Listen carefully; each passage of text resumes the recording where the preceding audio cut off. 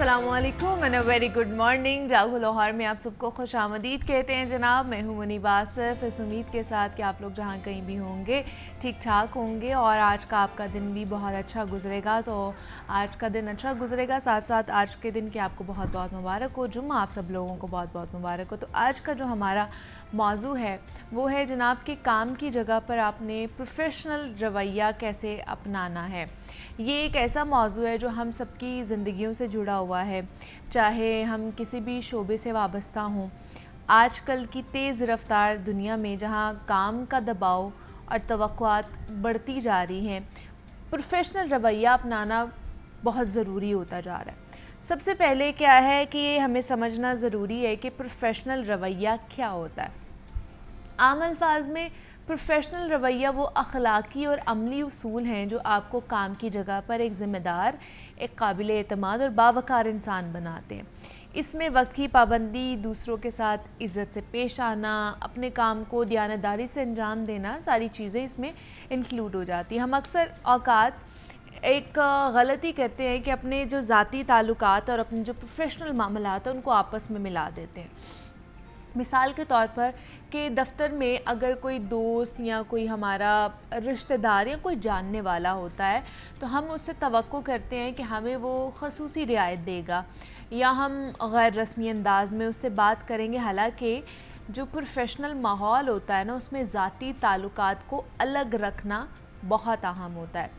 दफ़्तर में हमें अपने दोस्तों, अपने साथियों के साथ भी जो पेशा वराना फ़ासला है ना, वो एटलीस्ट बरकरार रखना चाहिए और अपने काम को तरजीह देनी चाहिए।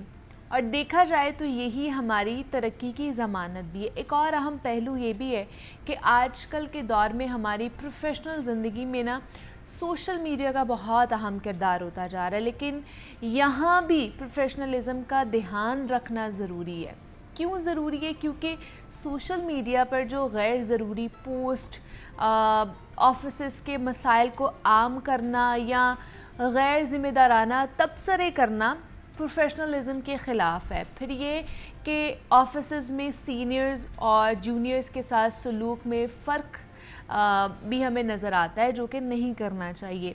क्योंकि कामयाब पेशा वराना ज़िंदगी का राज यही है कि आप सबके साथ बराबरी का सलूक करते हैं, चाहे कोई आपका बॉस हो या आपका मातहत हो।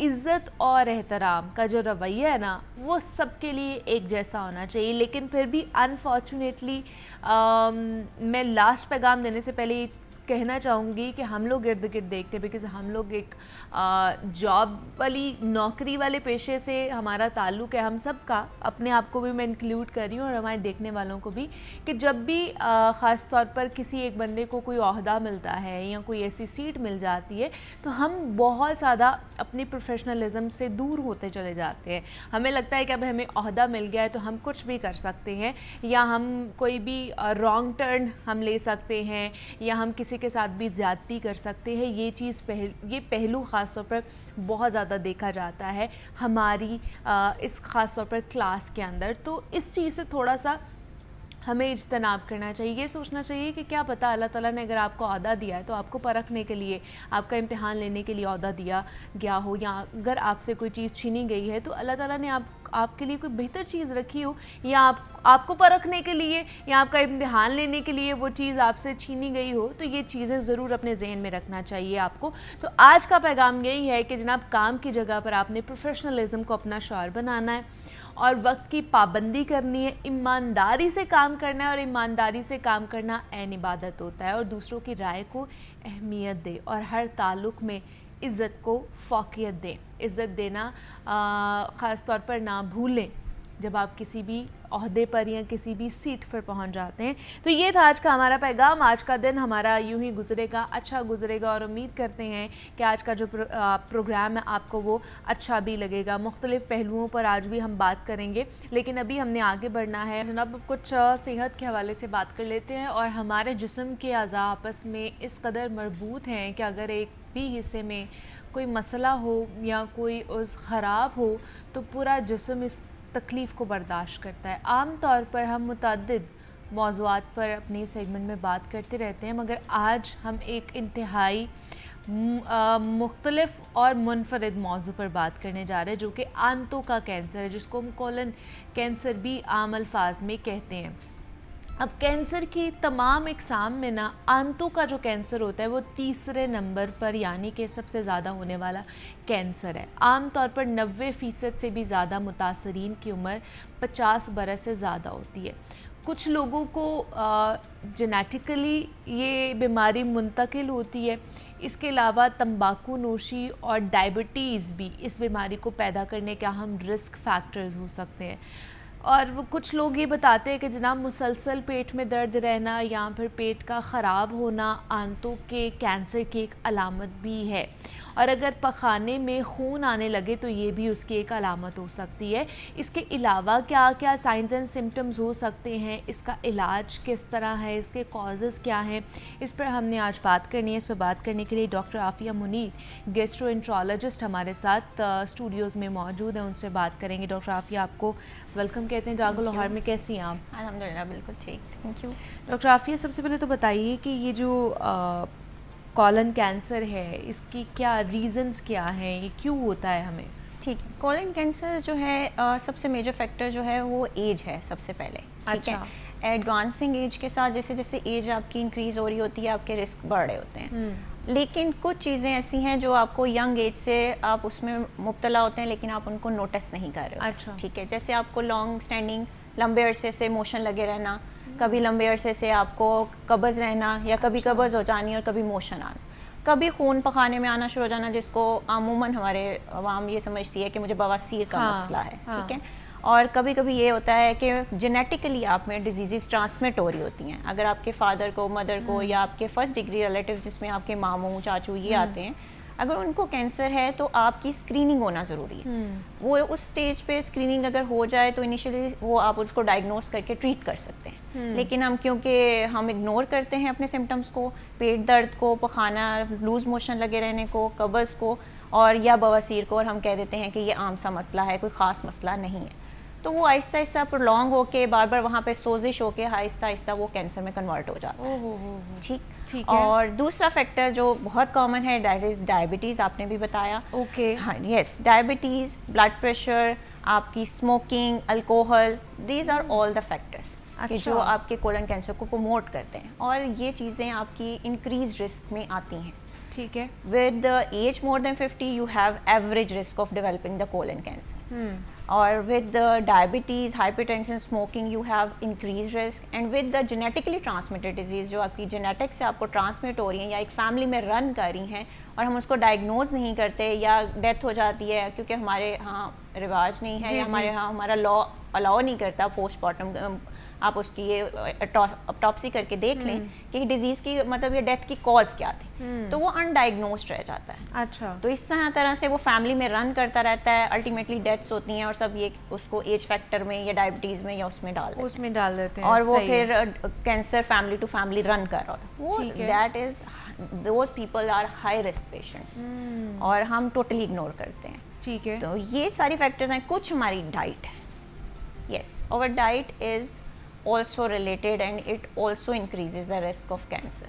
Colon cancers, हमारी बहुत हाई प्रोसेस्ड फूड इनटेक, हमारे बहुत ज़्यादा स्पाइसी डाइट्स प्रमोट करना और उसको फिर यूज़ करना, और वो चीज़ें भी आपकी प्रोलॉन्ग इन्फ्लेमेशन कर रही होती हैं। ठीक है। कोलन में सोजिश कर करके वो बार बार फिर ultimately after the age of 50 जब आपकी इम्यूनिटी रिड्यूस कर रही होती है, आपका सिस्टम इतनी जल्दी रीग्रो नहीं कर रहा होता, इतनी जल्दी वो वर्क नहीं कर रहा होता, तो वो फिर आपके कैंसर्स में डेवलप हो सकता है।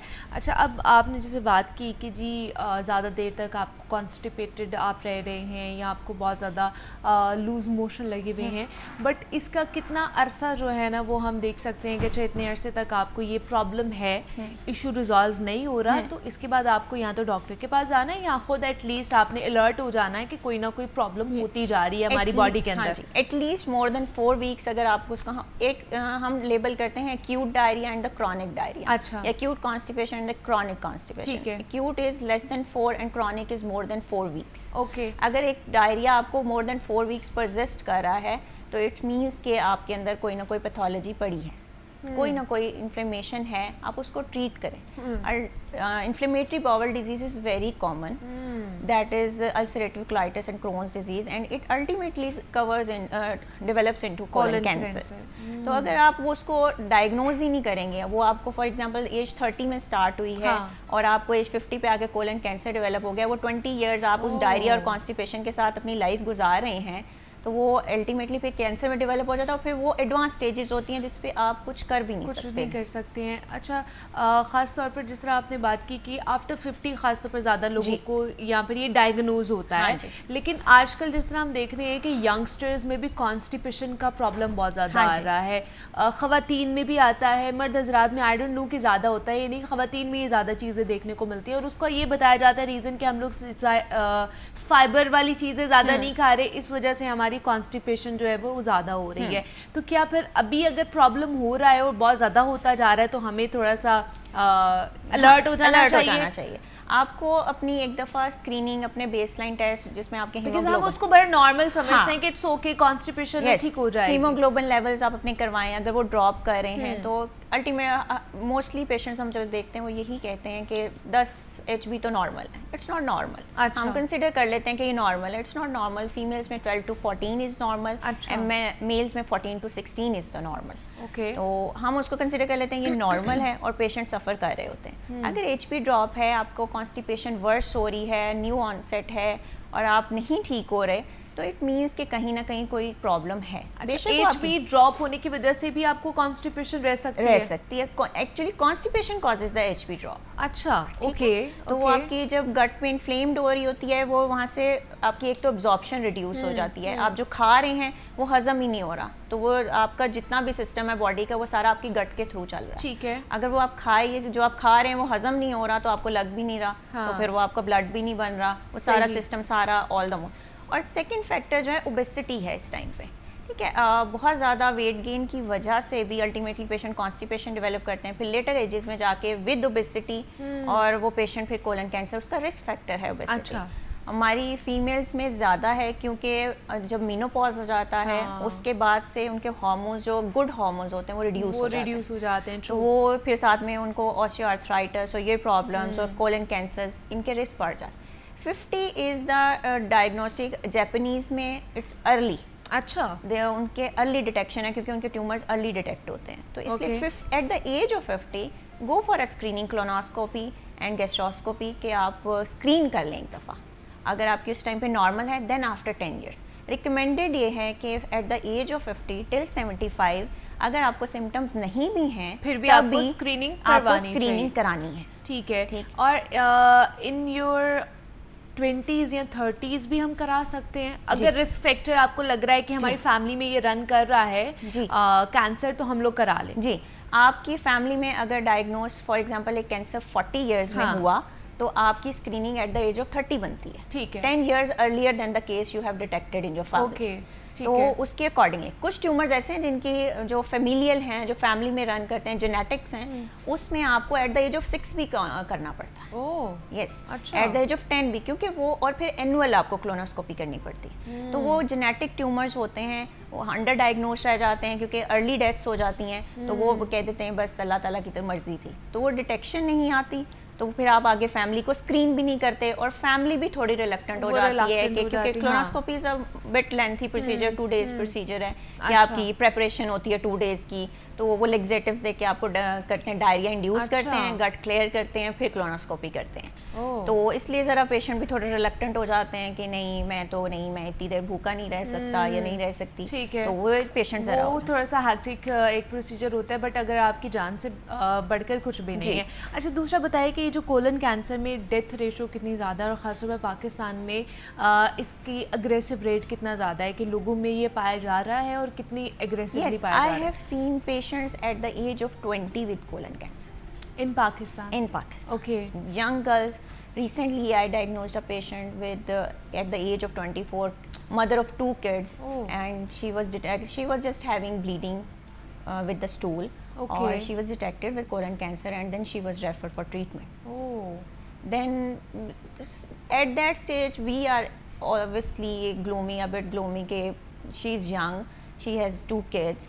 So it is increasing because of our lifestyle, because of our uncontrolled diabetes, and because of the genetic changes, the environmental changes we are facing in this Achha. era.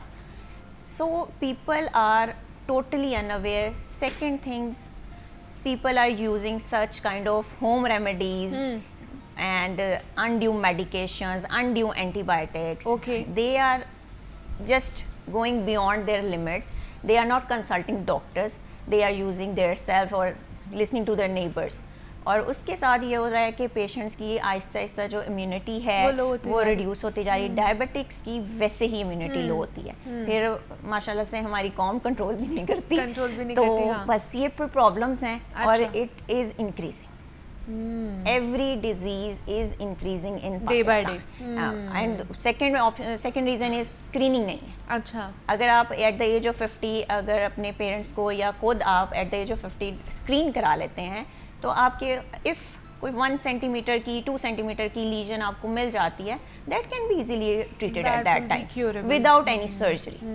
But ہم نہیں کرتے تو وہ progress کرتی ہے. جب بالکل ہی symptoms آ جاتے ہیں, ویٹ لاس شروع ہو جاتا ہے, اینوریکسیا بھوک ختم ہو جاتی ہے, بلیڈنگ بہت زیادہ شروع ہو جاتی ہے, پھر پیشنٹ کہتے ہیں نہیں اب ہمیں ڈاکٹر کے پاس جانا چاہیے. پھر اور جب تب تک بہت زیادہ کہہ لیں کہ ٹائم گزر گیا ہوتا ہے. اور دوسرا یہ ہے کہ پیشنٹس میں کانسیپٹ بن گیا ہوا ہے کہ جی اب کینسر ہو گیا, اب تو کچھ نہیں ہوگا, اب تو ہمارا سروائیول ریٹ بچہ ہی نہیں ہے, لوگ یہ کہتے ہیں کینسر ہونے کے. ہاں, تو وہ یہ جو ایک کانسیپٹ لوگوں کا بن گیا, پھر وہ کچھ فیملی ایسے ہوتے ہیں کہ وہ اپروچ ہی نہیں کرتے آنکولوجسٹ کو, کینسر اسپیشلسٹ کو, کہ بھی اب ہونا تو کچھ نہیں ہے, ایسی فائدہ ہے, ان کو آرام کریں. بٹ آج کل ایسی ایڈوانس ٹیکنالوجی آ چکی ہے, ٹریٹمنٹس آ چکے ہیں کہ آپ اپنے کینسر کو بھی بیٹ کر سکتے ہیں.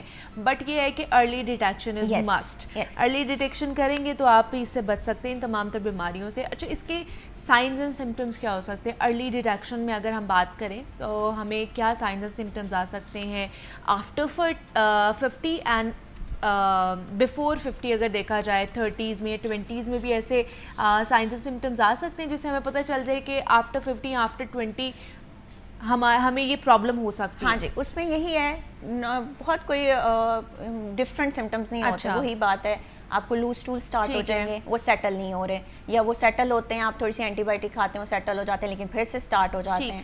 کانسٹیپیشن رہ سکتی ہے, بلیڈنگ ہو سکتی ہے, آپ کو اسٹول کے ساتھ مکس ہو کر آ سکتی ہے, آپ کا ہیموگلوبن لیول ڈراپ کر سکتا ہے, آپ کو ویٹ لاس شروع ہو سکتا ہے, آپ کو ویٹ بہت گر رہا ہے, ڈائٹ نارمل ہے, آپ ڈائٹ نہیں کر رہے لیکن آپ کا ویٹ لاس ہو جا رہا ہے, اور آپ کا ایپیٹائٹ, آپ کی بھوک کم ہو گئی ہے. اچھا, ٹھیک ہے, تو یہ سمٹمس آتے ہیں, بہت کامن ہیں. یا آپ کو ابڈومینل پین رہنا شروع ہو گیا, پیٹ میں درد ہوتا ہے بس, یا آپ کو محسوس ہو رہا ہے کہ بہت پیٹ میں گیس سی زیادہ مجھے رہنے لگ گئی ہے, اب میں ٹھیک نہیں ہو رہا ہوں, پہلے میں ریمیڈیز کر رہی تھی یا کر رہا تھا, میں بہتر ہو رہا تھا, اب میں نہیں ہوتا ہوں. تو سمٹمس ایسے ویک سے ہی آتے ہیں, کوئی اسپیسیفک سمٹمس نہیں آتا. بلیڈنگ ہے, دیٹ از الارمنگ, لیکن اس کو بھی جو ہے نا ہم پائلز میں کر دیتے ہیں کہ یہ بواسیر کی وجہ سے ہو سکتا ہے. تو یہی سمٹمس ہیں. آپ ایک دفعہ آئیں, اسکرین کرائیں اپنے آپ کو, ٹھیک ہے, ویری گڈ. اگر آپ کو نہیں کچھ اس پہ ملتا, بہت اچھی بات ہے, آپ کولونوسکوپی کراتے ہیں, it's normal, that's good. At least we are sure now کہ patient has no such kind of thing in his. تو یہ چیزیں میٹر کر رہی ہوتی. اگر آپ یہ کہیں کہ نہیں اب میں نے پروسیجر کرایا تو اب تو کچھ نکلنا ہی چاہیے, کہ میں نے اتنے پیسے لگائے ہیں اور کچھ بھی نہیں نکلا, یہ کیا بات ہوئی؟ ڈاکٹر صاحب آپ نے اتنے ٹیسٹ کرا دیے, اتنے پیسے لگوا دیے, نکلا تو کچھ بھی نہیں, آپ نے فضول کرا دیے. تو یہ اس طرح نہیں کرنا چاہیے, اپنی ہیلتھ کو پرائورٹائز کرنا چاہیے ہمیں. آج سرجری ہو گئی ہے, پراپر کیمو بھی ہو گئی, تھراپی سارا کچھ ہو گیا ہے, تو کیا یہ دوبارہ اکر کر سکتا ہے in future years? Yes, then there is a total whole plan for these patient کہ انہوں نے دوبارہ کولونوسکوپی کے لیے کب آنا ہے, اچھا, کب دوبارہ ان کا سی ٹی کب ہونا ہے, کب ان کے ٹیومر مارکرز دوبارہ ریپیٹ ہونے, that is total plan. Every 5 yearly آپ کو کولونوسکوپی کرانی ہے یا ایوری 1 ایئرلی آپ کو کرانی ہے, دیٹ ڈپینڈس.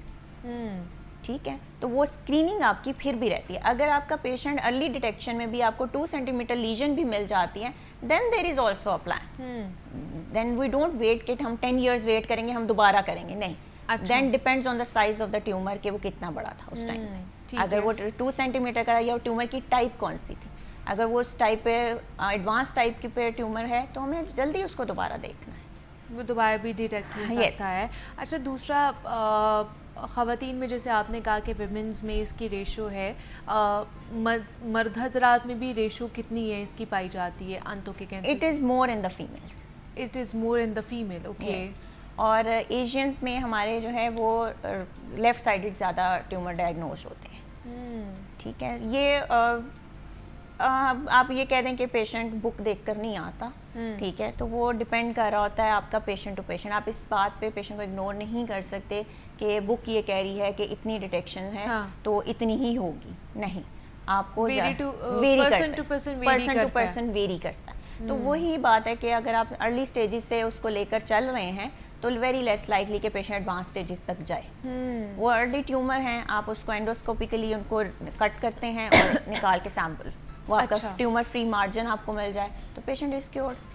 اچھا, اور پاکستان میں اس کا جو ٹریٹمنٹ ہے کیا وہ افورڈیبل ہے کہ نہیں ہے, لوگ افورڈ کر سکتے ہیں اس کے ٹریٹمنٹ کو؟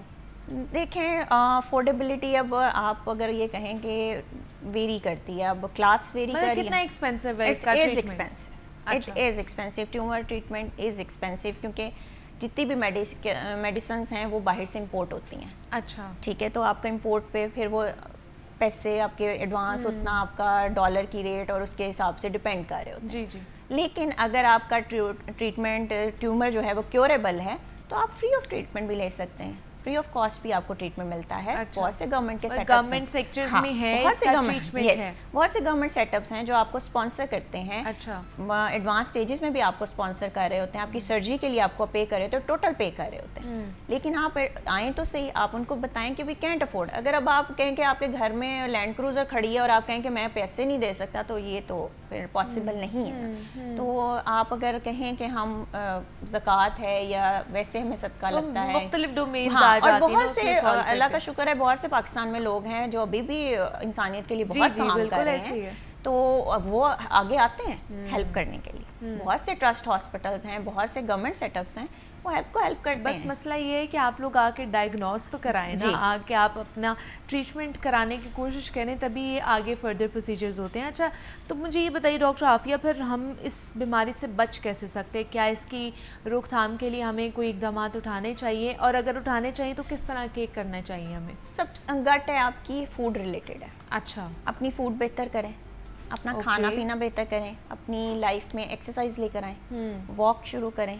جتنی آپ کی سیڈنٹری لائف سٹائل ہے اتنا آپ پرون ہیں کسی بھی ٹائپ کے کینسر کو یا ڈیزیز کو لینے کے لیے. اگر آپ اوور ویٹ ہیں, اپنا ویٹ کنٹرول کریں, ڈیلی بیسس پہ ایکسرسائز کریں, اچھی فوڈ لیں, اسپائسیز اوائڈ کریں, پروسیسڈ فوڈ اوائڈ کریں, ٹھیک ہے, اور اپنے calcium vitamin D levels check رکھیں, آپ کی وہ میٹر کر رہے ہوتے ہیں. یہ ساری چیزیں جو ہیں آپ کو ان چیزوں سے ایڈوانس. ہاں, اگر جو جینیٹکس ہیں اس کے لیے اسکریننگ, اس کو تو چینج ہاں نہیں کیا وہ جا آپ چینج نہیں کر سکتے, وہ اسکریننگ ہے, لیکن اس کے لیے آپ کو اسکریننگ کی ہی طرف جانا ہے. باقی یہ وہی جو سنت رسول ہے کہ اچھی ڈائٹ رکھیں, اپنا کام خود کریں, تو واک بھی آپ کی ہے, مناسب مقدار میں کھائیں, باہر کی چیزیں ذرا اوائڈ کریں, گھر کا صاف ستھرا کھانا کھائیں, اپنے ہاتھوں کی صفائی رکھیں. تو یہ بیسکس ہیں, یہ ہر ایک کو پتہ ہے, وہ اس کے کسی کو بتانے کی ضرورت نہیں ہے, بس فالو کرنے کی ضرورت ہے. یہ سب لوگ جانتے ہیں کہ ہم نے اپنی ڈائٹ اچھی رکھنی ہے, لیکن پھر بھی ہم لوگ بیلنس ڈائٹ نہیں لیتے ہیں, سب کو پتہ ہے. اچھا, دوسرا اس میں ایک اور پوائنٹ تھا کہ جو اسموکنگ کرتے ہیں ان کو بھی یہ ہو جاتا ہے, اور کتنے % چانسز ہیں کہ یہ بہت ہوتا ہے؟ بیکاز بہت سے ایسے چین اسموکرز ہیں جو کہتے ہیں جی ہمیں تو کچھ بھی نہیں ہوا, ہم تو کتنے سالوں سے پیتے آ رہے ہیں. نہیں, اسموکرز دیکھیں, اب اگر آپ یہ ایسے تو نہیں ہے کہ جو ریٹ ہے کہ 100% اسموکرز کو ہوگا, ٹھیک ہے, اگر آپ ان 10-20% میں ہیں جو سروائیو کر گئے, اٹ ڈزنٹ مین کہ اسموکنگ کو ہمیں پروموٹ کرنا چاہیے.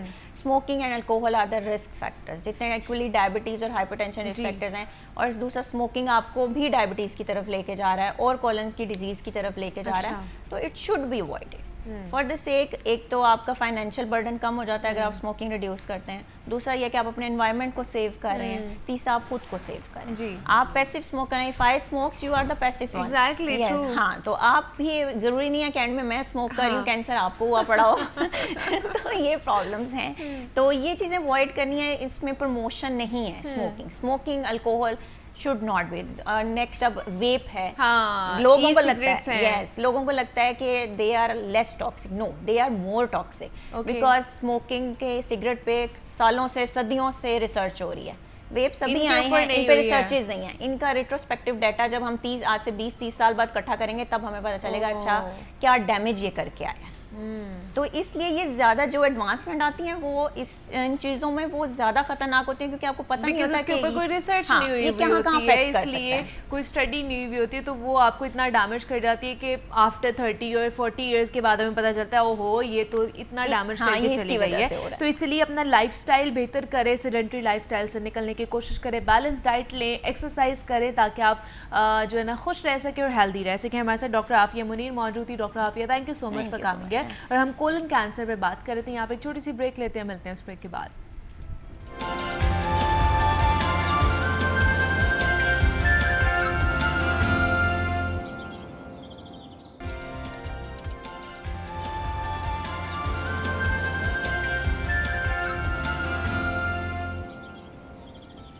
Welcome back to Jago Lahore. اور جناب دین اسلام نے ہمیں تقریباً ہر ایک چیز کے متعلق رہنمائی عطا فرمائی ہے، اور جن چیزوں کے متعلق ہمیں براہ راست رہنمائی دستیاب نہیں وہاں پر ہمیں اپنی عقل استعمال کرنے کا کہا گیا ہے. اسلام نے ہمیں درس دیا ہے کہ جب بھی آپ ایک دوسرے سے ملیں تو سلام کریں. سلام کرنا ایک بہترین دعا ہے جو کہ سلامتی کا پیغام رکھتی ہے، اور اللہ تعالیٰ نے بھی قرآن میں متعدد مقامات پر اپنے انبیاء پر سلامتی بھیجی ہے، اور اس کے علاوہ سلام کرنا ایک سے زیادہ چیزوں کے لیے مستعمل بھی ہے، اور جس میں سب سے افضل رسول کریم صلی اللہ علیہ وآلہ وسلم کی ذات پر درود بھیجنا ہے، جس کا بہت زیادہ ہمیں ثواب بھی ملتا ہے. تو ہمارے ہاں ہم لوگ اکثر جب بھی ایک دوسرے سے ملتے ہیں تو کچھ لوگ صرف السلام علیکم کہتے ہیں، بعض لوگ جو ہے نا پورے کا پورا جو سلام ہے وہ کہتے ہیں، اور کچھ لوگ تو بالکل خالی ہی سلام کہہ دیتے ہیں. تو ان چیزوں میں یا ان سلام کرنے کے صحیح طریقہ کار کون کون سے ہیں، اور احادیث اور قرآن میں اس کے متعلق ہمیں کیا کیا احکامات ملتے ہیں، اس پر آج ہم نے بات کرنی ہے. اس پہ بات کرنے کے لیے ڈاکٹر پیر طارق شریف زادہ صاحب ہمارے ساتھ اسٹوڈیوز میں موجود ہیں، معروف سیرت اسکالر ہیں. تو پیر صاحب آپ کو خوش آمدید کہتے ہیں جاگو لاہور میں. کیسے ہیں آپ؟ الحمدللہ، اللہ کا احسان. پیر صاحب آج ہم نے سلام کے حوالے سے بات کرنی ہے کہ جو ہم ایک دوسرے کے اوپر سلامتی بھیجتے ہیں، السلام علیکم کہتے ہیں، تو سلام کرنے کا جو صحیح اور مسنون طریقہ ہے وہ کیا ہے؟ بسم ربی محمد کریم علیہ الصلوۃ والتسلیم. سب سے پہلے تو یادآوری کا شکریہ. اور آج کا عنوان جو ہے وہ بھی براہ راست ہماری زندگی کے ساتھ متعلقہ ہے، اور یہ ایک زندگی کا ایسا پہلو ہے کہ اگر میں یہ کہوں کہ روزانہ کی بنیاد پر کئی مرتبہ اس سے ہمیں سابقہ ہوتا ہے، واسطہ پڑتا ہے، تو شاید یہ غلط نہ ہوگا. آپ یہ دیکھیں کہ دنیا میں جتنی بھی تہذیبیں ہیں ان کے اندر لوگوں سے جب اپنا کوئی تعلق قائم کرتے ہیں یا ان کے آمنے سامنے آتے ہیں یا کوئی معاملہ شروع کرتے ہیں، یا جسے عرف عام میں ہم کہتے ہیں کہ ملاقات کرتے ہیں، تو کچھ تہنیتی پیغامات ہوتے ہیں، کچھ جذبات کا اظہار ہوا کرتا ہے، تاکہ گفتگو کے باقاعدہ آغاز ہونے سے پہلے آپس میں ایک دوسرے تک جو ہے وہ خیر کا پیغام پہنچایا جائے، ایک اچھا جسچر پہنچایا جائے، اپنی طرف سے ایک اچھی جسے کہتے ہیں نا خوبصورت ارادہ جو ہے اس کا ظاہر کیا جائے تعلقات کے حوالے سے. ہم دیکھتے ہیں کہ دنیا کی مختلف تہذیبوں میں اس کے لیے مختلف یعنی الفاظ بھی رائج ہے اور کچھ جیسچرز بھی رائج ہیں، یعنی کچھ ایسے اشارے بھی ہیں جنہیں ہم یہ سمجھ سکتے ہیں کہ اس سے ان کی محبت جو ہے یا ان کا ایک دوسرے کے ساتھ گفتگو کے آغاز کے حوالے سے خیر مقدمی تہنیتی پیغام کے طور پر جو چیزیں شمار کی جاتی ہیں. جیسے ویسٹ کے اندر ہم دیکھتے ہیں ایک بڑی تعداد میں آپ کو لوگ جو ہیں وہ جاننے والے یا نہ جاننے والے جب آپ ان کے پاس سے گزرتے ہیں تو وقت کے اعتبار سے آپ کو سلام کرتے ہیں. یعنی کچھ لوگ جو ہیں وہ گڈ مارننگ صبح کے وقت میں گڈ مارننگ کہتے ہیں، گڈ آفٹرنون کہتے ہیں. اسی طرح ہمارے پڑوس میں ہم دیکھتے ہیں کہ وہاں پر ایک بڑی تعداد جو ہے وہ جب صبح ملتی ہے تو یا جس وقت بھی ان کی ملاقات ہوتی ہے تو ایک دوسرے کو نمستے کہتے ہیں، جس کا مطلب اپنی عاجزی کا اظہار کرنا ہوتا ہے. آپ دیکھیں کہ سارے جیسے آپ جاپان میں جاتے ہیں، کوریا میں جاتے ہیں، تو وہاں آپ نے دیکھا ہے کہ لوگ جو ہیں وہ اپنا سر جھکا کے باقاعدہ جھکتے ہیں اور اسے ایک محبت کے اظہار کے طور پر، ادب کے اظہار کے طور پر پیش کرتے ہیں. یہ روایت جو ہے انسانوں کے ہاں بہت پرانی ہے، شاید تہذیب کے ابتدائی ایام سے ہی کسی نہ کسی انداز میں یہ جو تہنیتی پیغام ہے اس کا ایک سلسلہ شروع سے چلا آ رہا ہے. عربوں کے ہاں بھی یہ معاملہ جو ہے وہ بڑا دلچسپ تھا، اور وہ جب ایک دوسرے سے ملا کرتے تھے تو وہ حیاک اللہ کہہ کے پکارا کرتے تھے ایک دوسرے کو، یعنی تمہاری زندگی جو ہے نا اس کے اندر اللہ برکت دے، اس کے اندر تمہاری زندگی جو ہے وہ بڑھ جائے.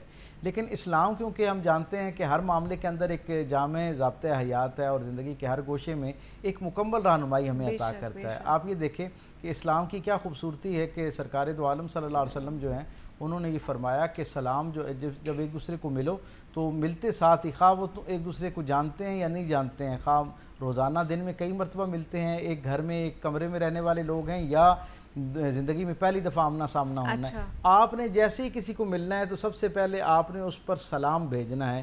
سلام کا مطلب یہ ہے کہ اپنی طرف سے سلامتی کے جذبات بھیجنے ہیں۔ ہم یہ دیکھتے ہیں کہ جو سلام ہے یہ اصل میں ایک جذبہ بھی ہے جو ہم دوسرے تک منتقل کر رہے ہوتے ہیں، اپنے جذبات اور احساسات بھی اس سلام کی شکل میں منتقل کر رہے ہوتے ہیں اور ایک مکمل دعا کی شکل میں بھی اس کے ساتھ مخاطب ہوتے ہیں۔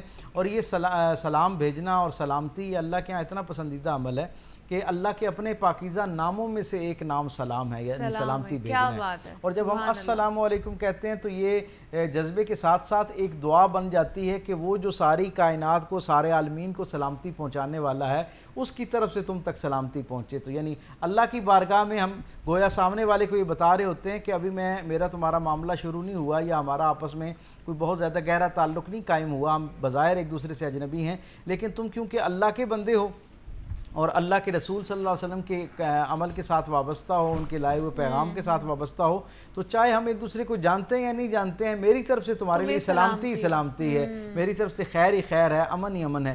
اور آپ یہ دیکھیں کہ یہ سلامتی اتنی اللہ کے یہاں پسندیدہ ہے کہ قرآن حکیم میں 42 سے زائد مقامات پر اللہ نے سلام کرنا یا سلام بھیجنے کا جو ہے اس کا عمل اختیار کیا، اور انبیاء و مرسلین کا نام لے کر اور عباد الصالحین جو ہیں، یعنی جو نیک لوگ ہیں جو اپنی مزاج میں صالح فطرت رکھتے ہیں، جو لوگوں کے لیے پرامن رہتے ہیں، لوگوں کے لیے آسانیاں تقسیم کرتے ہیں، ان پر بھی اللہ کی طرف سے سلام بھیجا جا رہا ہوتا ہے۔ تو پھر آگے ہم یہ دیکھتے ہیں کہ حضور کی زندگی کے اندر سلام کی اتنی زیادہ اہمیت ہے کہ میرے آقا کریم صلی اللہ علیہ وسلم جو ہیں ان کے بارے میں حضور کے صحابی حضرت عبادہ جو ہیں وہ کہتے ہیں کہ جب سرکار دو عالم صلی اللہ علیہ وسلم مدینہ آئے تو حضور نے ہمیں آتے ساتھ جو پہلی 2 باتیں ہم سے کی نا، ان میں ایک تو یہ تھی کہ اللہ کی توحید پر اکٹھے ہو جاؤ، یعنی ایک اعتقاد یعنی عقیدے کے ساتھ جڑی ہوئی بات تھی، اور دوسری جو معاشرت کے ساتھ جڑی ہوئی بات تھی وہ کیا تھی؟ حضور نے کہا کہ سلام میں کثرت کرو، یعنی کثرت کے ساتھ ایک دوسرے کو سلام بھیجو۔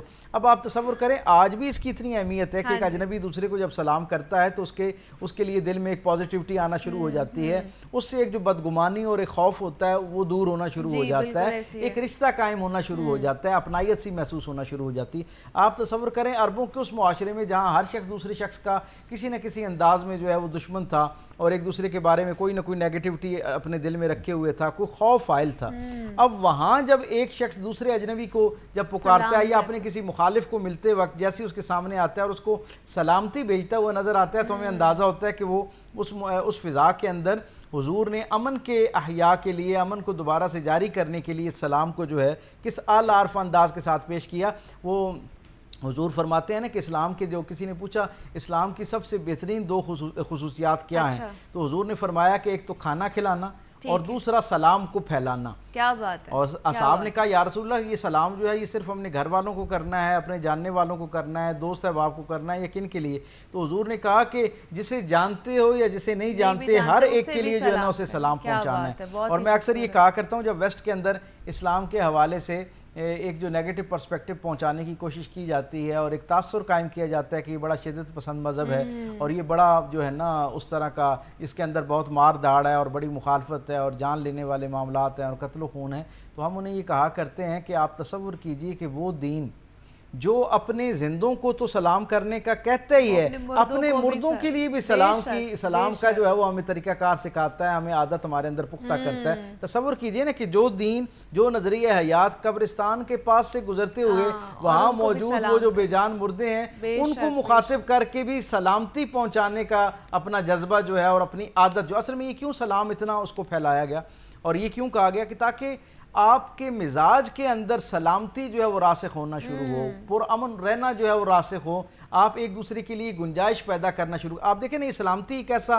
خوبصورت ایک رویہ ہے، جب یہ زندگی میں راسخ ہونا شروع ہوتا ہے تو آپ کے اندر برداشت آنا شروع ہو جاتی ہے، احترام آدمیت آنا شروع ہو جاتی ہے، ایک دوسرے کے لیے گنجائش نکالنا شروع ہو جاتی ہے، ایک دوسرے کو معاف کرنا، ایک دوسرے کو حسد کم ہونا شروع ہو جاتی ہے، نیگیٹیوٹی کم ہونا شروع ہو جاتی ہے۔ بالکل آپ نے جو صحیح جامع لفظ ہے نا وہ استعمال کیا کہ یہ ایک ایسا خیر پر مبنی عمل ہے، ظاہری طور پر تو یہ ایک معاشرتی ہمارا ایک پہلو ہے لیکن اس کے اندر اتنا بڑا خیر موجود ہے کہ یہ انسان کا جو سب سے بڑا دشمن ہے نا وہ جو نیگیٹیوٹی کے انسان کے اندر عنصر موجود ہے، یہ اسے منیمائز کرنے میں، اسے کم کرنے میں، اس کو محدود کرنے میں بہترین مدد کرتا ہے۔ صحابہ خود کہتے ہیں کہ سرکار حضرت انس بن مالک سے روایت ہے حضور کے پاس 9 برس کی عمر میں تشریف لائے اور خدمت میں آئے اور 10 سال تک حضور کی خدمت میں رہے۔ وہ کہتے ہیں جس دن میں پہلے دن حضور سے میری ملاقات ہوئی نا، میں حضور سے ملنے کے لیے آیا تو حضور اپنے صحابی حضرت عبد الرحمن بن عوف کو مخاطب کر کے کہہ رہے تھے کہ اے عبد الرحمن بن عوف، جب بھی یہ اللہ کی طرف سے یہ یعنی نظام مرتب کیا گیا ہے کہ جب بھی کوئی بڑا جو ہے وہ اور چھوٹا آپس میں ملاقات کریں تو چھوٹا جو ہے وہ بڑے کو سلام میں پہل کرے۔ ٹھیک کہتے ہیں سرکار دو عالم صلی اللہ علیہ وسلم کی بات اتنی محبت بھری تھی اور حضور نے اتنی شفقت کے ساتھ اصحاب کو مخاطب کر کے اور بالخصوص جو ہے نا اپنے ایک خاص صحابی حضرت عبد الرحمن بن عوف جو ہیں ان کو مخاطب کر کے کہی۔ حضرت انس بن مالک کہتے ہیں کہ اس دن میں نے نا یہ بات پلے باندھ لی، پہلی ملاقات تھی اور میں نے سوچ لیا کہ آج کے بعد جب بھی مجھے کوئی مجھ سے بڑا ملے گا نا تو میں سلام میں پہل کروں گا۔ کہتے ہیں 10 سال میں حضور کی خدمت میں رہا، روزانہ میں خواہش کرتا رہا کہ میں سرکار دو عالم صلی اللہ علیہ وسلم کو سلام میں پہل کروں۔ حضور نے کبھی مجھے سلام میں پہل نہیں کرنی دی، ہمیشہ خود حضور جو ہے نا وہ سلام میں پہل کرتے تھے اور اس سے گویا ہم تک یہ پیغام پہنچتا۔ اور پھر کیا حسن ترتیب قائم کی، حضور نے فرمایا کہ جو بڑی مجلس ہے نا، جو بڑے تعداد میں جماعت بڑی ہے، وہ جب چھوٹوں کے پاس کم تعداد کے پاس سے گزرے تو بظاہری تو ہمیں یہ اندازہ ہوتا ہے نا کہ اس سے پہلے تک عربوں کے اندر یہ رواج تھا کہ جو کثرت میں ہوتے تھے وہ غالب ہوتے تھے اور قلت والوں کو انہیں اپنا سلام بھیجنا پڑتا تھا یا ان کے پاس جذبہ تہنیت جو انہوں نے بھیجنا ہوتا تھا۔ سرکار نے اس مزاج کو یکسر تبدیل کر دیا اور کہا کہ جو زیادہ تعداد میں ہیں وہ تھوڑی تعداد والوں کو سلام کریں۔ کیا خوبصورت دیکھیں جو ہے نا رویہ حضور نے اختیار کیا۔ پھر حضور نے فرمایا جو چل رہا ہے وہ بیٹھے ہوئے کو سلام کرے، اچھا یعنی یہ، اور پھر حضور نے فرمایا کہ جو چھوٹا ہے وہ بڑے کو سلام کرے۔ تو یہ وہ خوبصورتیاں ہیں معاشرے کے اندر جن کے بارے میں ہم یہ کہہ سکتے ہیں کہ اگر ان کا صحیح طریقے سے جو ہے وہ استعمال کیا جائے اور اس کی معنویت کو سمجھتے ہوئے اور اس کی اہمیت کو سمجھتے ہوئے اسے اپنی زندگی میں شامل کیا جائے تو ایک بہت بڑا درجے کا خیر انفرادی زندگی میں بھی داخل ہوتا ہے، گھرانے کی سطح پر بھی ہوتا ہے اور اوورآل پورے معاشرے کے اندر بھی اس کا خیر جو ہے وہ آنا شروع ہو جاتا ہے۔ اچھا، یہ تو آپ نے بتا دیا کہ ہمیں کس طرح سلام کرنا چاہیے۔ اب کون کون سی ایسی حالتیں ہیں جس میں ہمیں سلام نہیں کرنا چاہیے جس کے بارے میں ہمیں بتایا گیا ہے؟ جی ہاں، ویسے تو اسلام نے کیونکہ بہت تواتر کے ساتھ اس پر حکم صادر کیا اور رہنمائی دی ہے، حضور نے اپنے عمل سے بھی، اپنے قول سے، اپنے فعل گویا دونوں سے جو ہے وہ ہم تک یہ پیغام پہنچایا ہے کہ اللہ کو سلام کرنا بہت پسند ہے، کیونکہ اللہ خود سلامتی کو پسند فرماتا ہے اور خود سلام ہے، سراپا سلامتی ہے۔ اس لیے وہ رب جو ساری کائنات کو سلامتی عطا کرتا ہے، جب اس کے بندے اس سے دعا کرتے ہیں اپنے ایک جاننے والے کے لیے، بہت ہی محبوب محبت والے رشتے کے لیے یا ایک اجنبی کے لیے، اللہ کی بارگاہ میں جب سلامتی کی دعا کرتے ہیں تو اللہ کا قرب جو ہے اس کے حاصل کرنے کا یہ ذریعہ بنتا ہے۔ ویسے تو ہر وقت کثرت کے ساتھ، تواتر کے ساتھ اس کو رائج بھی کرنا چاہیے، اس کا اہتمام بھی ہونا چاہیے، لیکن ظاہر ہے کچھ مقامات ایسے ہیں جن میں سلام نہ کرنا جو ہے وہ سلام کرنے سے بہتر ہے، یعنی جہاں پر سلام نہ کرنا سلام کرنے سے بہتر ہے۔ اب ان میں کون سی حالتیں ہیں؟ مثلا کوئی آدمی بیت الخلاء میں ہے اور آپ اس کے پاس آپ کو اندازہ ہے کہ وہ یہاں موجود ہے تو اس کو آپ نے سلام نہیں کرنا ہے۔ کوئی آدمی غسل کر رہا ہے تو اس کے لیے اس وقت اس کے ساتھ اس حالت میں اس کو سلام مناسب نہیں ہے۔ کوئی آدمی مسجد کے اندر عبادت کے اندر مشغول ہے، یعنی عبادت سے مراد یہ کہ کوئی نماز قائم کرنے جا رہا ہے یا نماز کرنے لگا ہے تو آپ کو احتیاط برتنی چاہیے۔ اور پھر اس سے ایک درجہ آگے جا کے یہ ہے کہ اگر کوئی آدمی کوئی مجلس میں اس انداز میں لوگ بیٹھے ہیں کہ کوئی نصیحت بیان کی جا رہی ہے، کوئی خیر کی بات کی جا رہی ہے، تو اکثر ہمارے ہاں ہم نے دیکھا ہے کہ مساجد میں بھی اور ویسے بھی کہ ابھی ایک واضح نصیحت جاری ہوتا ہے، لوگ پورے انہماک توجہ کے ساتھ اس کو سن رہے ہوتے ہیں، ایک صاحب نئے وارد ہوتے ہیں اور وہ بہت اتنا باواز بلند سلام کہتے ہیں کہ وہ ساروں کی توجہ وہ جو بات جس کی طرف ان سب نے اپنی توجہ مبذول کر رکھی ہوتی ہے وہاں سے ہٹ جاتی ہے اور ان کے جواب دینے میں ہوتی ہے۔ اچھا، مجلس کے بارے میں یہ بھی آسانی ہے کہ اگر کوئی شخص کسی کو سلام کرتا ہے تو مجلس کو اگر سلام کرتا ہے تو اس میں سے چند لوگ، حتیٰ کہ ایک آدمی بھی اگر جواب دے دیتا ہے تو وہ سب کی طرف سے جو ہے وہ جواب ہو جاتا ہے۔ لیکن اگر کوئی شخص مجلس کے اندر آتا ہے، مجلس سے مراد یہ کہ 5-7 لوگ بیٹھے ہیں، ایک سے زائد لوگ بیٹھے ہیں، تو جب کوئی اوپر سے بندہ آئے تو وہ جس کا نام لے کر اگر اس کو مخاطب کر کے سلام کرتا ہے تو اس کا جواب جو لازمی دینا ہے وہ جس کے نام سے اس نے مخاطب کیا اسے چاہیے کہ وہ جواب دے. اور اگر وہ اس کے علاوہ باقی لوگ بھی دے دیں تو وہ ان کے لیے نیکی کا عمل ہے, لیکن اگر وہ نہ دیں تو ان پر وہ اس طرح سلام کا جواب دینا جو ہے وہ واجب نہیں ہے. لیکن جس کا نام پکار کے دیا کہا جائے سلام کیا جائے اسے چاہیے کہ وہ سلام کا جواب دے. اور سرکار دو عالم صلی اللہ علیہ وسلم نے تو اس درجے پر یعنی انسانی زندگی میں انسانوں کے مزاج, انسان کی عادات, انسان کی جو ظاہری ضرورتیں ہیں, رہن سہنا, اس کا اتنا احترام فرمایا کہ حضور نے کہا اگر آپ ایک ایسی مجلس کے اندر داخل ہوتے ہیں جہاں کچھ لوگ سو رہے ہیں اور کچھ جاگ رہے ہیں, جیسے عموماً گھروں میں ہم ہوتا ہے جب ہم گھر میں داخل ہوتے ہیں تو بعض دفعہ یہ ہوتا ہے کہ بچے سو رہے ہوتے ہیں یا کوئی بزرگ سو رہا ہوتا ہے اور کچھ لوگ جاگ رہے ہوتے ہیں.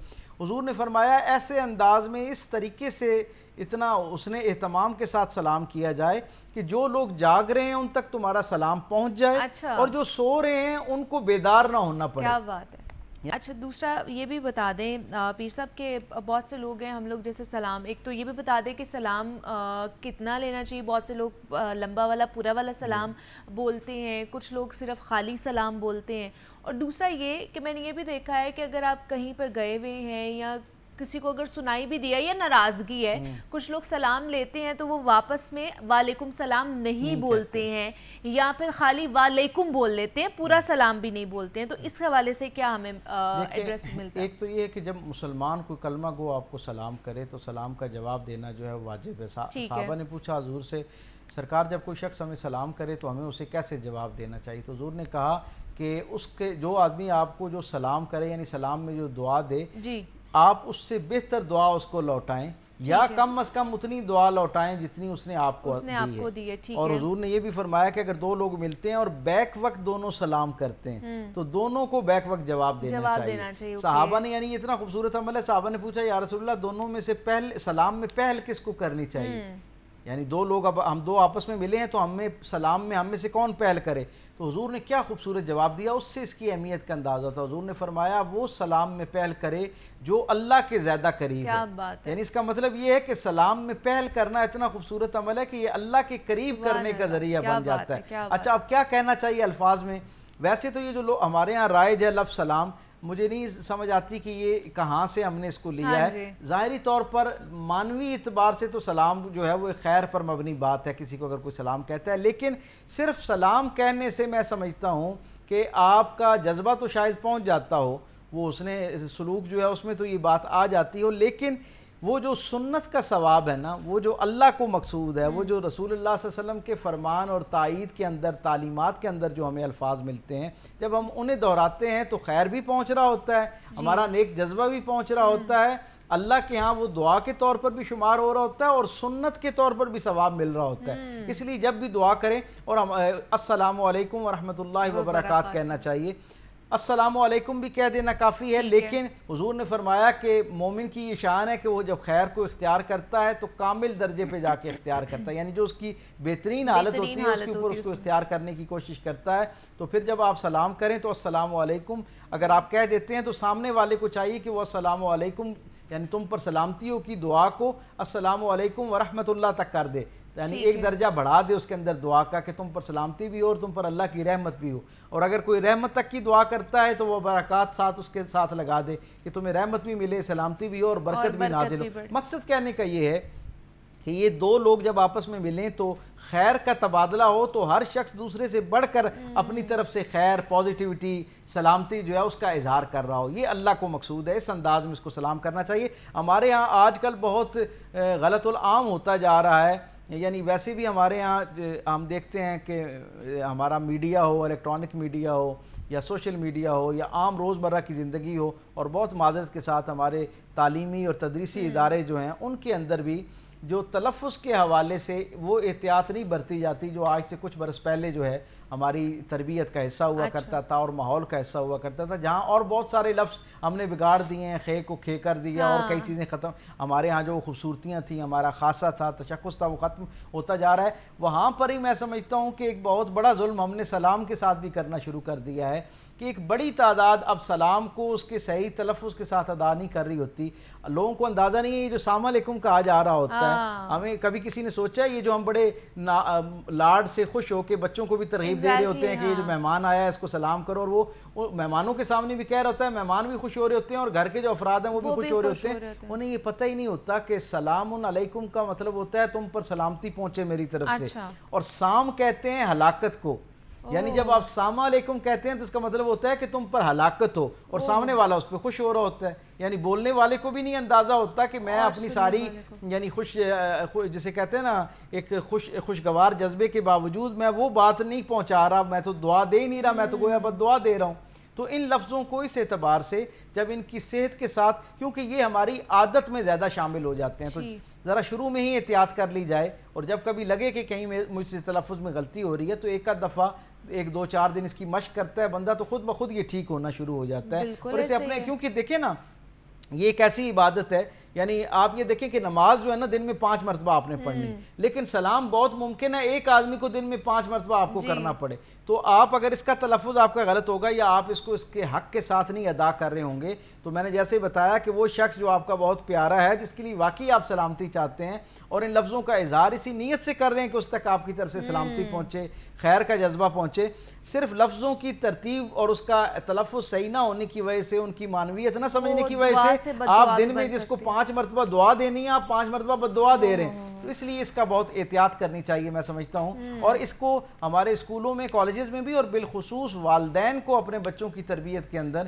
ان چیزوں کو جو ہے وہ سکھانا چاہیے، کیونکہ یہ مشاہدے میں چیز ہے کہ جب جو چیزیں بچپن سے ہمارے مزاج کا، تلفظ کے اعتبار سے، رویے کا، عادات کا حصہ بن جاتا ہے، وہ ہماری فطرت کا خاصہ بن جاتا ہے، وہ فطرت میں شمار ہونا شروع ہو جاتا ہے، اسی سے مزاج بنتے ہیں، اور پھر عمر کے اگلے حصے میں جا کے بندہ کسی درجے پہ اس سے اصلاح تو کسی وقت بھی کر سکتا ہے، لیکن جو بچپن میں جتنی آسانی سے ہو سکتی ہے آگے چل کے اس کو اختیار کرنا جو ہے وہ مشکل ہو جاتا ہے۔ اور ایک آخری بات کہ عمومی طور پر ایک بڑا اہم مسئلہ ہے، خاص طور پہ ویسٹرن ورلڈ میں، باقی دنیا میں جہاں ہمارے ساتھ غیر مسلم موجود ہیں یا یہاں پر بھی جو ہمارے غیر مسلم بہن بھائی ہیں، جب وہ ہمیں سلام کرتے ہیں تو اسے ہمیں جواب میں کیا کہنا چاہیے؟ تو یہ جو ہم نے آج کل آپس میں رائج کر رکھا ہے نا کہ میں آپ کو سلام کروں اور آپ وعلیکم کہیں یا آپ مجھے سلام کریں، تو یہ جو السلام علیکم کا جواب وعلیکم السلام ورحمۃ اللہ وبرکاتہ، لیکن اگر یہ میں نہیں دیتا، صرف وعلیکم کہتا ہوں، تو اس کا مطلب یہ ہے کہ میں نان مسلم کو جو ہے وہ سلام کا جواب دے رہا ہوں، کیونکہ نان مسلم جب آپ کو سلام کرے تو اس کو آپ کو صرف وعلیکم کہنا ہوتا ہے، اور دل میں یہ نیت کرنی ہوتی ہے کہ اے اللہ اس کو وہ حقیقی سلامتی عطا کر جسے اسلام کہتے ہیں، جسے دین رحمت کی ہدایت کہتے ہیں۔ ٹھیک ہے جی، ڈاکٹر پیر طارق شریف زادہ صاحب ہمارے ساتھ موجود ہے۔ ڈاکٹر صاحب بہت شکریہ آپ کا، سلام کے حوالے سے ہم بات کر رہے تھے، اور یہاں پہ بریک لیتے ہیں، ملتے ہیں اس بریک کے بعد۔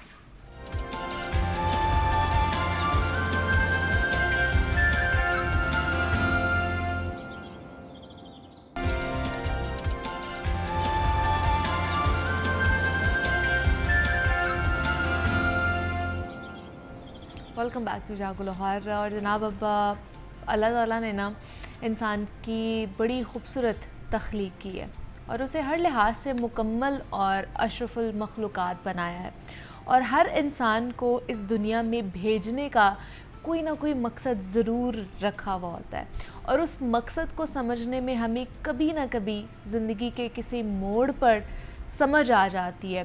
اور خواجہ سرا ایک ایسی کمیونٹی ہے جسے ہمارے معاشرے نے ہر دور میں نظر انداز کرنے کی کوشش کی ہے، لیکن کچھ ایسے باصلاحیت افراد اس کمیونٹی کا حصہ بھی ہیں جو کبھی ڈاکٹر بن کر، کبھی انجینئر بن کر اس کمیونٹی کا حوصلہ بڑھاتے ہیں، تو کبھی ٹریفک پولیس کا حصہ بن کر دوسروں کو اسی طرح کی راہ دکھانے کی کوشش بھی کی جاتی ہے۔ تو آج ہم آپ کی ملاقات ایک ایسی شخصیت سے کروانے جا رہے ہیں جو پولیس میں وکٹم سپورٹ آفیسر کے طور پر سب کے لیے ایک مثال بنی ہوئی ہیں، تو ان سے جانیں گے کہ ان کی یہ جو جرنی تھی یہ کیسی رہی، کتنی ہرڈلز فیس کرنی پڑی، کتنی مشکلات آئیں، اور کس طرح وہ اپنی کمیونٹی کے لیے کام کر رہی ہیں۔ تو ان سے آپ کی ملاقات کراتے ہیں۔ اذنا خانزادی ہمارے ساتھ اسٹوڈیوز میں موجود ہیں جو کہ وکٹم سپورٹس ٹرانسجینڈر آفیسر ہیں۔ تو اذنا آپ کو ویلکم کہتے ہیں جاگو لاہور میں، کیسی ہیں آپ؟ ٹھیک ہے، السلام علیکم منیبا۔ وعلیکم السلام، میں بالکل ٹھیک ٹھاک۔ اذنا تھینک یو سو مچ کہ آپ نے وقت نکالا ہمارے لیے۔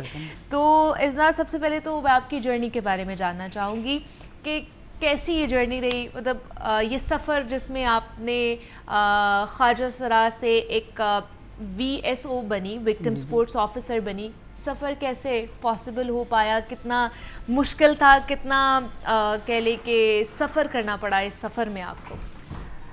اس بارے میں تھوڑا سا یہ کہنا چاہوں گی کہ مقام جتنا اونچا ہوتا ہے نا اس کے پیچھے اتنی زیادہ محنت ہوتی ہے. تو being a trans it was very difficult کہ ہمیں ایک مقام تک پہنچنے کے لیے جو ہے وہ بڑی مشکلات کا سامنا کرنا پڑتا ہے. تو ازنا being a trans victim support officer بننے کا سفر کیسا رہا آپ کا؟ That was very good. اچھا. اور اسٹل ویری گڈ. انشاءاللہ hopes it will be very good. ٹھیک ہے. وہ اس لیے کیونکہ اچھا لگتا ہے خدمت خلق کرنا. اس کے پیچھے وجہ یہ تھی کہ جو ہرڈلز, جو پریشانیاں, تکلیفیں ہم لوگوں نے خود دیکھی کمیونٹی میں, معاشرے میں جی, اور کمیونٹی کے اندر بھی. معاشرہ ایک طرح سے ہے لیکن بینگ اے ٹرانس کمیونٹی بھی ہمیں بہت ساری چیزیں جو ہے وہ سفر کر رہی ہوتی ہیں. تو جب ایک راہ مل گئی کہ اپنے لیے تو چلے ہر بندہ فائٹ کرتا ہے, لیکن جب موقع ملا کہ دوسروں کے لیے بھی فائٹ کرنا ہے تو یہ بہت اچھی چیز تھی. اور دیکھیں اس سے پھر دوسرا یہ ہے کہ یہ حاجی صاحب کا اتنا اچھا ایک ویژن, ان کا ایک انیشیٹو تھا کہ جس کی وجہ سے ریلیف ملا نا. بالکل. یہ آپ کا جو عہدہ یا آپ کو جو سیٹ ملی ہے تو یہ کیا کام, اس میں کیا خدمات آپ دیتی ہیں, کیا اس میں ڈیوٹیز ہیں؟ جی جی بالکل. آپ کے چینل کے تھرو, آپ کے اس پلیٹ فارم کے تھرو دنیا تک, بلکہ پاکستان میں جہاں جہاں تک یہ لوگ دیکھ رہے ہیں, بہت سارے بھی ایسے لوگ ہیں جن کو پتہ ہی نہیں کہ تحفظ مرکز کیا کام کر رہا ہے, اس کے اندر اصل میں کیا ہے. اس کا نام ہی تحفظ ہے. ٹھیک. اور یہ ایک مرکز ہے. مرکز وہ ہوتا ہے جس کے اندر بہت ساری چیزیں جو چل رہی ہوتی ہیں. یہ ایکچولی ہم لوگ کام کرتے ہیں جتنا مارجنائز پیپلز ہیں, وولنریبل گروپس ہیں سارے, جن کی آواز دبی ہوئی ہے, وہ پسا طبقہ کے جس کو کوئی نہیں سنتا. جی. تو ایک مرکز اس طرح بنا دیا گیا کہ آپ وہاں پہ آئیں, کیونکہ جب بھی جیسے ہی کوئی آتا ہے وہ سب سے پہلے تو وہ ٹراما میں ایک ہوتا ہے نا, تو اس کو پہلے ایک ماحول جو ہے وہ اس کو وہ ملے کہ وہ پہلے وہ ٹراما سے باہر ہے, اس کو لگے کہ کوئی میری بات سنے گا. اس لیے پھر آؤٹ آف پولیس اسٹیشنز یہ ہمارے مرکز بنائے گئے. اچھا. اور بڑا اچھا ماحول ہے, کبھی آپ کو موقع ملے آپ لوگ وزٹ کریں. جی ضرور. تو آپ کو بڑا اچھا لگے گا دیکھ کے کہ بالکل ایک ٹرنڈ چینج ہو گیا. اچھا. وکٹمز بڑا اچھا فیل کرتے ہیں. اور دوسرا اس میں یہ ہے کہ صرف ہم ان کے پولیس اور ان چیزوں کے جو مسئلے مسائل لوگ لے کے آتے ہیں پولیس اسٹیشنز کے اندر جو ان کے ہوتے ہیں, اس کے علاوہ بھی ان کے لیے بہت سارے راستے ہیں. جیسے کہ ابھی تحفظ مرکز کے تھرو ہی بڑے سارے لوگوں کو جابز مل رہی ہیں. لوگ آتے ہیں نا اپنے مسئلے لے کے. جی جی. فیمیلز ہیں کہ جو کام کرتی ہیں, اتنے پیسے نہیں ہیں کہ جی وکیل کو فیس پے کریں اور ہم نکلیں جائیں, کون ساتھ جائے گا, کون بات سنے گا, ہمیں تو پتہ ہی نہیں جانا کہاں ہے, بات کہاں کرنی ہے. تو ان کے لیے ایک بڑا اچھا سمجھ لیں کہ جس طرح ایک ٹیچر یا ایک ماں آپ کہہ سکتے ہیں نا کہ بچے کو انگلی پکڑ کے بتاتے ہیں کہ آپ نے یہاں جانا ہے, اور اس ماں کے اندر ایک یہ جذبہ یہ بھی ہوتا ہے کہ یہ اس کو ہو جائے, مسئلہ اس کا حل ہو جائے. تو اسی جذبے کے ساتھ ہم لوگ وہاں پہ کام کر رہے ہیں. اور ماشاءاللہ سے سٹل ابھی تک تحفظ مرکز کے تھرو پاکستان میں جو بچے گم جاتے ہیں, مطلب جس طرح سے بھی صرف لاہور سے جو ہم نے جو بچے جو فیملی سے ری یونائٹ کرائے ہیں, وہ تقریباً ان کی تعداد جو ہے نا وہ کوئی 13-14 ہزار سے اوپر ہے. یعنی کہ ایگزیکٹ فگر تھوڑا اوپر نیچے ہوگا, کہ پہلے تو یہ تصور ممکن ہی نہیں تھا نا کہ جی بچہ گم گیا کوئی ایسا معجزہ ہوگا کہ ہاں جی. تو اب یہ اتنا ہماری ایپس ہیں اس کے اوپر جو میرا پیارا کے نام سے, اور بھی بہت ساری چیزیں ہیں کہ تحفظ مرکز ابھی انٹر سٹیز ہمارے کنیکشنز ہیں. ابھی پیچھے لاسٹ ٹائم یہ ہوا کہ ایک بچی تھی, وہ تھی چنیوٹ سے. اچھا. اس کو پتہ نہیں تھا کہ جی پیرنٹس کا بہت چھوٹی تھی, نام نہیں پتہ تھا, موبائل نمبرز نہیں پتہ تھے, اور یہ نہیں پتہ تھا کہ ہمارا مین سٹاپ کون سا. اس طرح سے اس کو تھوڑی سی لوکیشن یاد تھی. ظاہر ہے ہم نا آخری حد تک کوشش کرتے ہیں کہ تھوڑا سا, پھر ویڈیوز دیکھیں, گوگل کیا, اس نے کہا کہ جی گھر کے پاس ایک دربار ہے اس نام سے, یوٹیوب سے اس کو دیکھا. ہمارے وکٹم سپورٹ آفیسرز پورے پنجاب میں کام کر رہے ہیں. پھر ہم نے وہاں کانٹیکٹ کیا, ہم نے کہا کہ بچہ اس طرح سے جو ہے نا وہ بتا رہا ہے, مطلب جگہ کہ یہ دربار ہے, اس طرح سے انہوں نے within a day after duty hours جا کر خود سارا کچھ اس کو دیکھا اور ملوایا. اسی طرح سے اب ہم ہیں لاہور میں, پنجاب میں. اس طرح سے کراچی سے ایک بچی تھی, بڑے مسئلے مسائل آپ کو پتہ دنیا میں رہتے ہیں, اس کو کسی نے ٹریپ کر لیا, اس کو ریسکیو کیا. پھر اس کی فیملی کو اسی طرح, وہ کہیں رینٹ پہ رہ رہے تھے, وہ آگے چلے گئے, وہاں سے لوگوں کو ڈھونڈا, یعنی کہ کر کے آفٹر آل وہ بچی جو ہے نا اپنی فیملی کو وہ واپس مل گئی. ٹھیک ہے. تو مطلب مختلف جو ہے ڈومینز ہیں وہ وکٹم سپورٹس آفیسر جو ہے اس پہ کام کر رہے ہوتے ہیں. تو اس خاص طور پر ڈومین میں جو وکٹم سپورٹس آفیسر ہے, اس میں صرف آپ ہی ٹرانس ہیں یا اور بھی ہیں اس میں؟ یہ ہمارے پنجاب میں ماشاءاللہ اباؤٹ 40 سینٹرز جو وہ کام کر رہے ہیں جی ہر ضلع میں. ٹھیک ہے. تو لاہور میں ہم لوگ 4 ہیں. Okay. Very first transgender police officer was Zanaya Chaudhry. She is in abroad now days, हाँ। वो अभी अब्रॉड में है ये हमारे कुछ कोर्सेज के सिलसिले में। ठीक है। She will be back soon इंशाल्लाह। Okay. उसके बाद फिर लाहौर में हम लोग 4 हैं। इस तरह फिर ज़िले के हिसाब से होता है कि जहाँ पे ज़रूरत है, कुछ छोटे डिस्ट्रिक्ट्स हैं वहाँ पे 1-2 लोग काम करते हैं, क्योंकि लाहौर आपको पता है ज़्यादा एरिया कवर करता है। यहाँ पे हम 4 लोग हैं। मासूमा हैं, कशिश हैं और अच्छा, मैं और हूँ। आप हैं जी। और शनाया है, ज़नाया चौधरी। ज़नाया जी, चौधरी जी। है। अच्छा, जब आप ये ऑफिसर बनी तो उसके बाद जो ख़ास तौर पर ट्रांस कम्युनिटी है, उधर से कैसा फीडबैक आपको आया? ये तो एक जिसको कहते हैं ना कि मिरेकल वाला एक चीज़ हो गई कि जिनकी कोई आवाज़ नहीं सुनता था पुलिस स्टेशन के अंदर, हाँ। वो खुद पुलिस ऑफिसर के साथ खड़े थे बड़ी इज्जत के साथ, और उनके जिन लोगों ऑफेंस था जो भी था सारा, वो लोग सामने खड़े थे कि जी, और ये तो बिल्कुल चेंज हो गया ना। तो ये सारा ढेरों दुआएं उन लोगों के लिए, बीइंग अ पुलिस ऑफिसर भी, बीइंग अ ह्यूमन, मैं उन लोगों को सल्यूटेबल हैं वो लोग के जिनका ये नज़रिया था, जिन्होंने इसको, ये पूरी दुनिया पे एग्जिस्ट करता है नक्शे पे पाकिस्तान, और पाकिस्तान में ये लाहौर, बेशक। हमारा पूरा पंजाब के, जिन्होंने इसकी एक ज़िंदा मिसाल कायम कर दी कि इस कम्युनिटी में से लोगों को आगे लाए, और ये सब कुछ जो है ना वो फिजिबल हो गया। बिल्कुल ऐसे ही है। अब वो नहीं हम कह सकते कि भाई अगर यहाँ पे मर्द काम करें, यहाँ पे औरतें काम करें, तो यहाँ पे किसी और की ज़रूरत नहीं, यहाँ पे ज़रूरत है। यहाँ पे सब मिलकर काम कर सकते हैं, वो किसी भी कम्युनिटी से ताल्लुक़ रख सकता है। अच्छा, दूसरा मैं थोड़ा सा कुछ चीज़ें आपके बारे में हम लोग जानना चाह रहे हैं कि बीइंग, हम देखते हैं कि आप जैसे ऑफिसर्स हैं, आप जैसी और भी ट्रांस हैं जो मुख्तलिफ डोमेन्स में, मुख्तलिफ फील्ड्स में काम करें, कोई डॉक्टर है, कोई इंजीनियर बन गया, कि कोई न्यूज़ एंकरिंग भी हमने देखा कि कर रहे थे। तो अब बाकी दूसरी तरफ हम देखते हैं कि बहुत से ट्रांसजेंडर्स हैं जो हमें सिग्नल्स पर, रोड पर नज़र आ रहे होते हैं, मुख्तलिफ चीज़ें करते हुए हमें नज़र आ रहे होते हैं।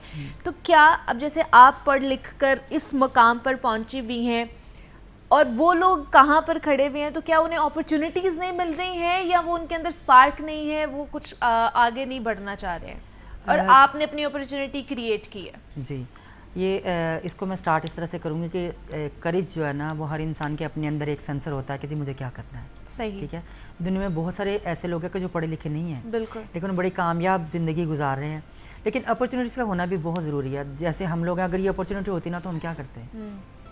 तो इसी तरह से जो बेगिंग है, गरीब तबका है, तालीम नहीं है, कुछ नसीब समझ लें, कुछ सर्कमस्टांसेस समझ लें कि लोगों का ब्रॉट अप इस तरह के माहौल में हुआ होता है कि उनके लिए कुछ और होता नहीं है। फैमिली तालीम सपोर्ट नहीं भी है। मैटर करती है। फैमिली सपोर्ट बहुत मैटर करती है। अल्हम्दुलिल्लाह कि मैंने जब अपनी कम्युनिटी मैंने ज्वाइन की, स्टार्ट में तो सब लोग एज अ मेल जो है ना वो लाइफ वो स्पेंड कर रहे होते हैं, लेकिन कहीं किसी हद तक फैमिली को थोड़ा सा इस चीज़ का आइडिया होता है। तो बड़ी सपोर्ट रही फैमिली की माशाल्लाह से, लकीली। और लेकिन ये है कि फ़ाइट तो करनी पड़ती है जी अपने लिए। और फिर बीइंग अ ट्रांस के जब आप बिल्कुल सामने आ जाते हैं कि जी मैं एक ट्रांसजेंडर हूँ, तो उसके लिए तो बहुत सारी, सबसे पहले आवाज़ तो जो है वो फैमिलीज के अंदर ही उठती है कि ये क्या हो गया, ये क्या है। एक्सेप्टेंस नहीं आती है। एक्सेप्टेंस नहीं है, ऑन नहीं कर रही ना, हमारा मुआशरा भी इस चीज़ को जो वो मतलब नहीं समझ पा रहा। तो उसके लिए डिफरेंट चैनल्स के थ्रू हमेशा मेरा एक मैसेज ये होता है कि जैसे हमारे कोर्सेज़ में जो हमारा बोर्ड है, जो ये निसाब हमारा छप के आता है, आप उसमें जो अखलाकियात की बात करते हैं वहाँ पे जेंडर की बात भी ज़रूर करें। जैसे हमारा ये सोशल मीडिया, आपने भी जैसे ये बुलाया, टिकटॉक चल रहा है, बहुत सारी चीज़ें हैं, बहुत सारी अपॉर्चुनिटीज़ हैं, बहुत सारे वेज़ हैं कि जेंडर को जो है ना वो जब तक आप प्रॉपर इंट्रोड्यूस नहीं करवाएंगे, अभी तो वो लोग समझते हैं कि जी ये क्या है, अभी तो लोगों को पता नहीं है। तो उनके लिए बड़ी एक मायूब चीज़ है, मेंबरों के ज़रिए, स्कूल कॉलेजेस के ज़रिए, किताबों के ज़रिए, जहाँ जहाँ पब्लिक को जो मतलब अवेयर हम किया बता जा सकते सकता अवेयर है। किया जा सकता है, वहाँ ट्रांसजेंडर की बात की जाए। अब देखें मेडिकल में हमारा जो माशाल्लाह से पूरे दिनों में मेडिकल पढ़ाया जाता है, हमारे पाकिस्तान में कोर्सेज पढ़ाए जा रहे हैं, उसमें आंख के ऑपरेशन का बता रहे हैं कि आपके वो जिस्मानी जितने सारे वो उस पर मुतल्लिक बात होती है, लेकिन उसी साइंस में जेंडर की बात क्यों नहीं होती। वो भी डॉक्टर्स, समटाइम ये होता है कि डॉक्टर्स यूँ देख रहे होते हैं कि जी ये क्या। तो अभी इसमें जेनेटेरिया में भी जब हम जाएंगे मेरे ख्याल से सेशंस होने चाहिए, पब्लिक को भी बहुत सारी चीज़ें हैं जो लोगों को भी पता नहीं है असल में। तो ये अपॉर्चुनिटीज़ और फैसिलिटेशन अब इस कम्युनिटी को मिल रही हैं, बहुत सारी मिल रही हैं जी। अभी हमारे बहुत सारे प्रोजेक्ट्स हैं जो आईजी साहब ने जो लॉन्च किए हुए हैं, जिन पे लोग काम कर रहे हैं। जॉब्स के हवाले से अभी पब्लिसिटी भी साथ में हो जाएगी फूड पैंडा की, तो ये उनकी एक अच्छी चीज़ थी। उन्होंने कहा कि जितने ट्रांसजेंडर्स हैं हम आपके साथ शेक हैंड करते हैं, उनमें उनका एक किचन चलता है, आप जो ट्रांसजेंडर्स हैं वो हमारे पास आएँ, जो राइड करना चाहते हैं हम उनको राइड्स देंगे, और माशाल्लाह से बड़े अच्छे लोग बड़े अच्छे तरीके से कमा रहे हैं। उसके अलावा पंजाब में हमारे जो ड्राइविंग स्कूल्स हैं वो ट्रांसजेंडर्स के लिए बिल्कुल फ्री हैं। अच्छा, इवन ठीक है। उनके लाइसेंस भी फ्री हैं। ओके। हमारी एक दरसगाह चल रही है जो स्पेशली ट्रांसजेंडर्स के लिए है, जहाँ पे बड़े अच्छे हॉस्टल्स हैं ओके। और बड़े अच्छे लेवल की तालीम दी जा रही है। इंशाल्लाह किसी दिन हम उसका जी, भी जो है जी, ना वो ज़रूर, उसको मतलब उस पर भी एक सेशन करेंगे। उसके अलावा हमारी तहफ़्फ़ुज़ मंजिल है, बहुत सारे प्रोजेक्ट्स हैं जो कि पंजाब पुलिस ने जो खास तौर पर ट्रांस कम्युनिटी के Community लिए के लिए उन्होंने बनाए हैं, तो आप वहाँ से फैसिलिटेट जो है ना जितनी भी हासिल कर सकते हैं। तो हमारे साथ इज़ना खानज़ादी मौजूद थी। इज़ना, thank you so much for coming here, और बहुत अच्छा लगा आपसे मिलके। बेस्ट मुझे भी ऑफ बहुत लक अच्छा फॉर योर लगा। फ्यूचर। और हम आपसे मुलाकात करा रहे थे इज़ना की, जो कि विक्टिम स्पोर्ट्स ट्रांसजेंडर ऑफिसर हैं। तो इसी नोट पर मुझे इजाज़त दीजिए, अपना बहुत सारा ख्याल रखिएगा। अल्लाह हाफ़िज़।